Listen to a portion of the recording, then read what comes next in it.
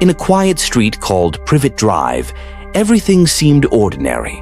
The houses were neat, the lawns trimmed, the neighbors polite. But inside one of these houses, something extraordinary slept in a cupboard. A boy named Harry Potter lay curled up under the stairs, wrapped in a thin blanket. Dust covered the walls, the air was stale, and he shivered from the cold. He had been told many times that he was a burden, unwanted, and useless. Little did Harry know he was not ordinary at all. He was famous in a world he had never seen, a world full of magic, wonder, and danger. Harry Potter had never known a normal life.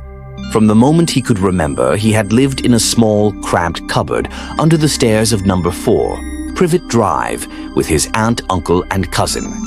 The Dursleys prided themselves on being ordinary and free from anything unusual, and they certainly wanted nothing to do with Harry.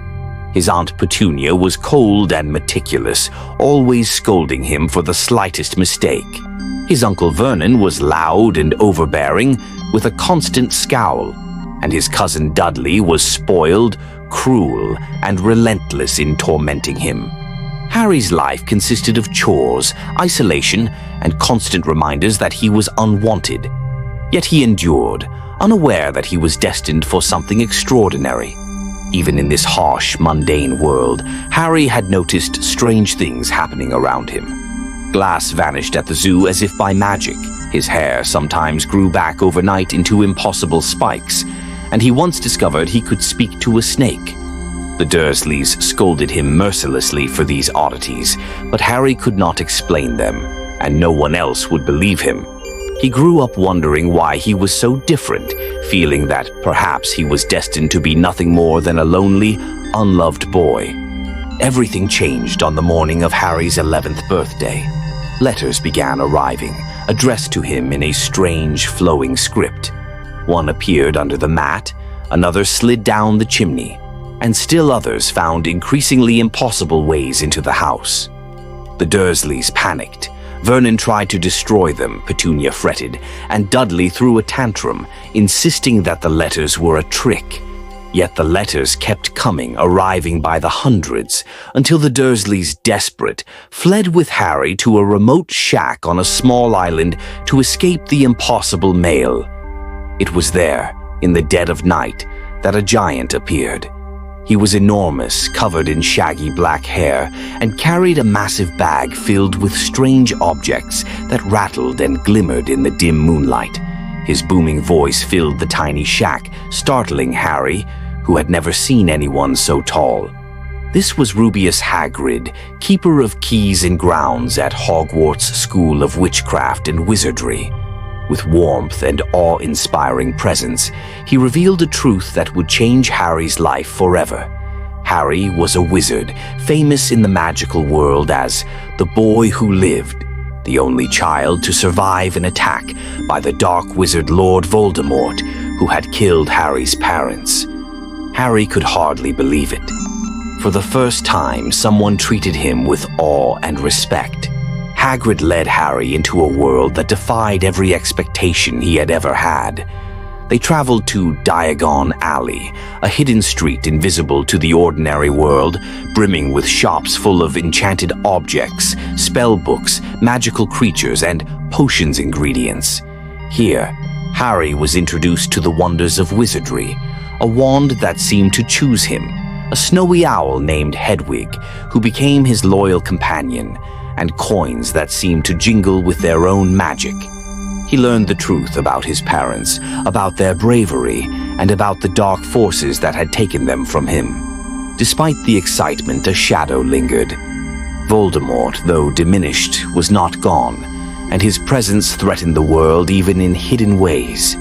As the summer drew to a close, Harry prepared to leave for Hogwarts School of Witchcraft and Wizardry. At platform 9 3/4, he experienced the first true taste of magical society. A bustling train filled with excited students, families waving goodbye, and a world he had only glimpsed in dreams. On the train, he met Ron Weasley, a boy with a quick laugh, fiery hair, and a kind heart.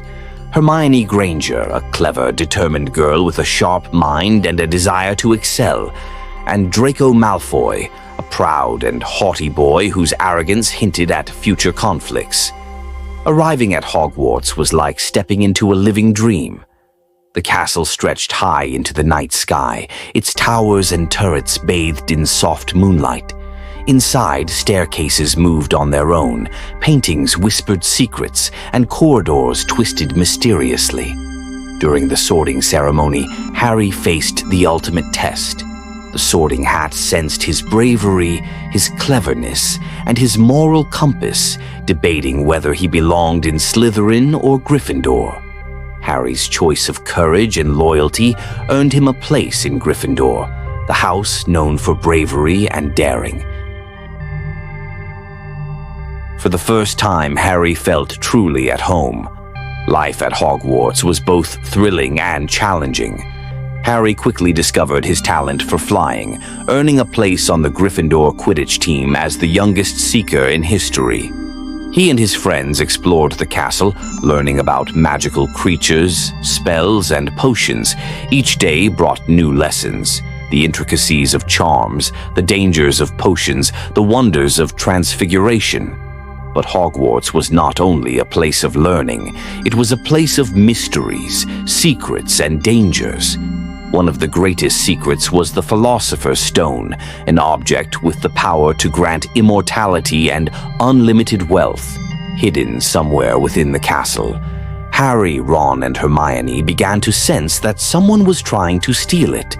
Suspicion fell on the enigmatic and brooding Professor Snape, who seemed to have a strange interest in the stone. The trio's curiosity led them on daring midnight adventures, avoiding teachers and magical obstacles alike. Their journey to uncover the truth tested their courage, intelligence, and loyalty. They faced a series of magical challenges: a three-headed dog guarding a trap door, a deadly devil's snare that threatened to strangle them, flying keys that had to be caught with precise skill, and a life-sized chess game where each move demanded absolute bravery and strategic thinking. Ron proved his courage in the chess match, Hermione her intelligence in deciphering riddles, and Harry his moral fortitude as he confronted the dark force behind the plot alone. In the final chamber, Harry encountered a weakened form of Voldemort, hiding parasitically within the body of Professor Quirrell. The confrontation was terrifying and tense, yet Harry survived, protected by the love of his mother and the bravery he had cultivated throughout the year. The Philosopher's Stone was secured, Voldemort's attempt thwarted, and Harry returned to the Dursleys for the summer, forever changed. Even as he lay once more in the small, dusty cupboard under the stairs, Harry felt different. He had friends, purpose, and a connection to a magical world that had previously been unimaginable. He had faced danger and survived, and he understood now that life would never be ordinary. Dark forces lingered, challenges awaited, and adventures beyond imagining lay ahead. But Harry Potter, the boy who lived, was ready. He would face the future with courage, loyalty, and the magic of friendship, knowing that this was only the beginning of a story that would change the wizarding world forever.